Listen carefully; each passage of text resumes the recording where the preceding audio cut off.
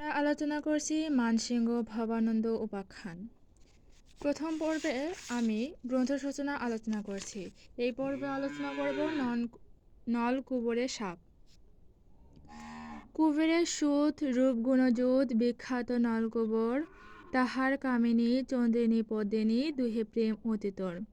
অর্থাৎ বলছে যে নলকুবর হলো কুবেরের পুত্র, তার রূপ গুণ অনেক, যার কারণে হচ্ছে বিখ্যাত এই নলকুবর।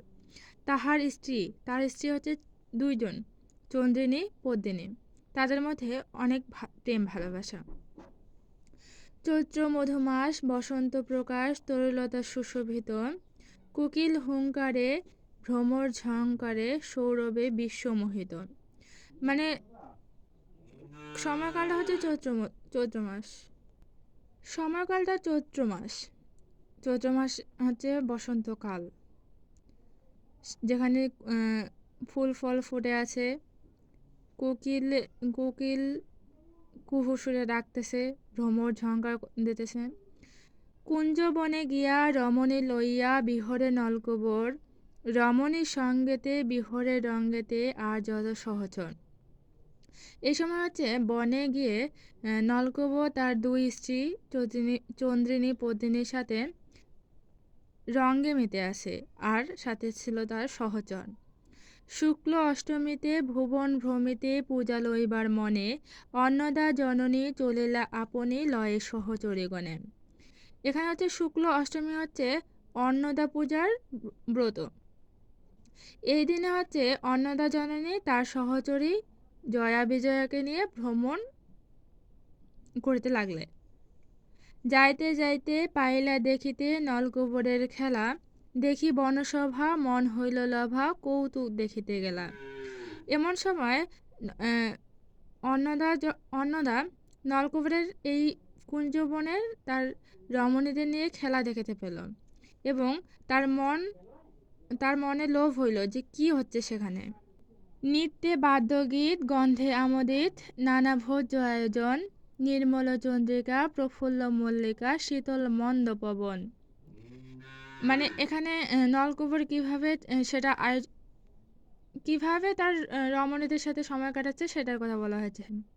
কহেন অভয়া, দেখল বিজয়া, কে বুঝি পোজে আমারে, এ কইল যেমন না দেখি এমন, এই সে ধন্য সংসারে। অর্থাৎ অভয়া হচ্ছে এখানে অন্নদার আরেক নাম। অন্নদা তার সখী বিজয়াকে বলতেছেন, দেখো কে মনে হয় আমাকে পূজা করতেছে, এরকম আমি আগে দেখি নাই।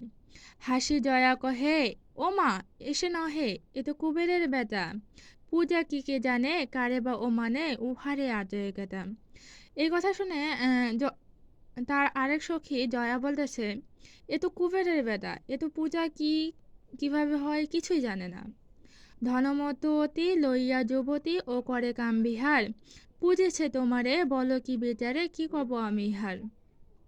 মানে জয়া হাস্যরসে বলতেছে যে এই এই নলকূপে তো হচ্ছে ধনমত্ত, এ যুবতীদের নিয়ে কাম বিহার করে, আর তুমি কিনা বলতেছো যে এ তোমাকে পূজা করতেছে। ধনমত্তে যেই সে কি সেবা দেই, আপনি না জানো কিবা, নিকট হইয়া জিজ্ঞাসহ গিয়া এখনই মম্ম পাইবা। বলতেছে যে এ হচ্ছে ধনমত্ত, এ কাউকে মানে না। তুমি যদি বিশ্বাস না করো তাহলে তার কাছে গিয়ে জিজ্ঞাসা করো, এখনই তার উত্তর পাবা। পুরুষ আকারে যাহ ছলিবারে, না যাইও নারীর বেশে, মত্ত মধুপানে বিদ্ধ কামবানে, লজ্জা দেই পাশে শেষে। এখন এমনি এমনি তো যাওয়া যাবে না। এখন জয়া অন্নদাকে পরামর্শ দিচ্ছে যে পুরুষের বেশে যাও, নারীর বেশেও যাইও না, কারণ সে এখন মত্ত মধুপানে ব্যস্ত আছে। শুম্ভু নিশুম্ভেরে বধ করিবারে, মোহিনী হইয়াছিলেন, গৃহিণী করিতে আইল লইতে, মোর সবারই লাজ দিলে। এখানে আগের কথা বলা হয়েছে যে শুম্ভ নিশুম্ভকে বধ করিতে তুমি মোহিনী হয়েছিলে, এবং সে তোমাকে গৃহিণী বাড়ির স্ত্রী করিতে এসেছিল। জয়ার বচনে হাসি মনে মনে আপনি দেবী চলিলা, ব্রাহ্মণের বেশে কৌতুক অশেষে নিকটেতে উত্তর দিলাম। জয়ার কথা শুনে অন্নদা দেবী হাসলো এবং ব্রাহ্মণের বেশে নলকূপের কাছে গেল। কহেন ব্রাহ্মণ, শোনো হে সুজন, কেমন বুদ্ধি তোমার, পণ্ডিত হইয়া পব্য না মানিয়া করিছ রতিবিহার।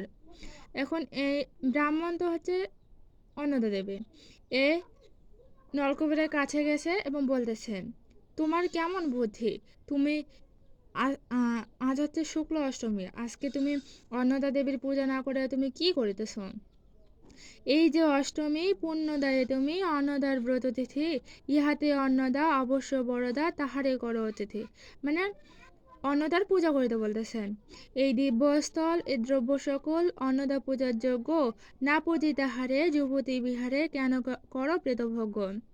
মানে এখানে যা যা আছে সবই হচ্ছে অন্নদার ব্রত করবার হচ্ছে যোগ্য, কিন্তু তুমি অন্নদা পূজা না করে কি করিতেছ? এমন শুনিয়া হাসিয়া ধলিয়া ঘূর্ণিত রক্তলোচনে, মাথা হেলাইয়া অঙ্গ দলাইয়া জরিম যুক্ত বচনে, অতি মত্ত মদে নাগনে আপদে কহে কুবেরের বেটা, এ নব বয়সে ছাড়িয়া এ রসে কার পূজা করে কেটা। এখানে কুবেরের বেটা বলতে নলকুবেরকে বোঝানো হয়েছে। সে বলতেছে যে এই যৌবন বয়সে আমি এই মানে কামবিহার ও রতিবিহার ছেড়ে আমি কার পূজা করব? সুখ যামিনী এ নবকামিনী, এ আমি নবযুবক, এ রস ছাড়িয়া পূজায় বসিয়া ধ্যানে রব জনবক। এখানে নলকুবর বলতেছে যে এই সুখ ছেড়ে আমি এই স্ত্রীদের ছেড়ে পূজায় বসে রব বগের মতো। জানি অন্নদারে, সে জানে আমারে, কি হবে পুজিলে তারে, অন্নদা যেমন কতেক তেমন আছো এর মোর ভাণ্ডারে। এখানে নলকুবের বলছে যে অন্নদা কে, আমি তারে জানি, কি হবে তার পুজিলে। অন্নদা যেরকম সেরকম অনেক নারী আমার ভাণ্ডারে আছে। শঙ্কর ভিখারি, সে তো তারই নারী, আমি মর্ম জানি তার, বাপার ভাণ্ডারে অন্ন চাহিবারে দিনে ৮০ বার। এখানে শঙ্কর বলতে অন্নদার স্বামীকে বোঝানো হয়েছে। এখানে বলছে যে শঙ্কর ভিখারি, শিব ভিখারি, সে তো তারই নারী, মানে সে তো তারই স্ত্রী, আমি তার মর্ম জানি। আমার বাবা বলতে হচ্ছে নলকুবেরের বাবা ধনকুবেরকে বোঝানো হয়েছে। তার কাছে ৩ বার অন্ন চাহিবার জন্য আসেন।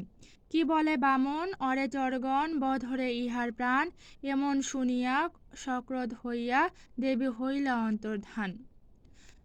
এখানে মানে বামন তো অন্নদা, সে এসে পূজার কথা বলছে। এটা শুনে নলকুবর তার প্রাণ নেওয়ার কথা বলছে তার অনুচরদের। আর এসব শুনে রাগ হয়ে দেবী অন্তর্ধান হয়েছেন।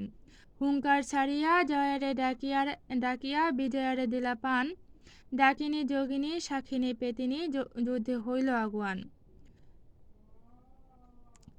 জয় ভাঙ্গি কুঞ্জ বনে বোধি যক্ষগণে, নলকুবেরের ধরে রমণী সঙ্গতে বান্ধিয়া রঙ্গেতে দিল অন্নদা গোচরে। অন্নদা ভাবিয়া ব্রতের লাগিয়া শাপ দিল ৩ জনে, মত্ত লোকে যাও নরদেহ পাও রায় গুণাকর ভনে।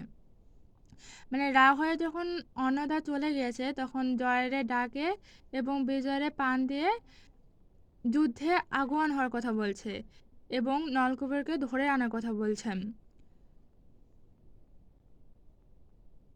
পরবর্তীতে নলকুবেরকে নিয়ে আসার পর অন্নদা ভেবে তার ব্রতের জন্য ৩ জনকে শাপ দিল। ৩ জন অর্থাৎ হচ্ছে নলকুবর, চন্দ্রিনী এবং পদ্মিনী। অভিশাপটা হলো মর্তলোকে যাও নরদেহ পাও নরদেহ পাও, মানে পৃথিবীতে যাও এবং মানুষ দেহ পাও রায় গুণাকর ভনে। আমি যেটুকু পারি বোঝানোর চেষ্টা করছি। পরবর্তী আলোচনা হবে পরের পর্বে। ভালো লাগলে